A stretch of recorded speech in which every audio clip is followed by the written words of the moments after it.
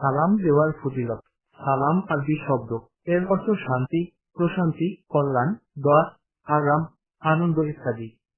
সালাম একটি সম্মানজনক অভ্যর্থনামূলক ইসলামী অভিবাদন।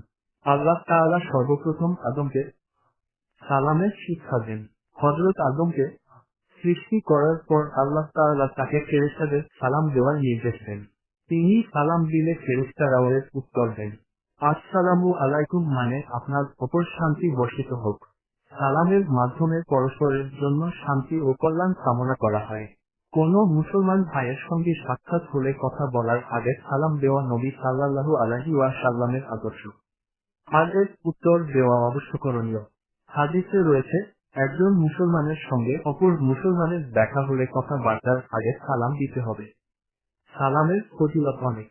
প্রথমত সালাম দেওয়া ও সালামের উত্তর ওয়ালাইকুমুস সালাম দেওয়া সুন্নত। সালামের ফজিলত বর্ণনা করতে গিয়ে রাসূল সাল্লাল্লাহু আলাইহি সাল্লাম বলেন, যখন দুজন মুসলমানের মধ্যে সাক্ষাৎ হয়, সালাম মুসাফাহা হ্যান্ডশেক করে তখন একে অপর থেকে পৃথক হওয়ার আগেই তাদের সব গুনাহ মাফ করে দেওয়া হয়। এছাড়া সালামের মাধ্যমে পরস্পরের হিংসা বিদ্বেষ দূর হয়। অহংকার থেকেও বেঁচে থাকা যায়। সর্বত্র সালামের মাধ্যমে সৃষ্টি হবে একে অপরের মধ্যে ভালোবাসা ও সৌহার্দ্য।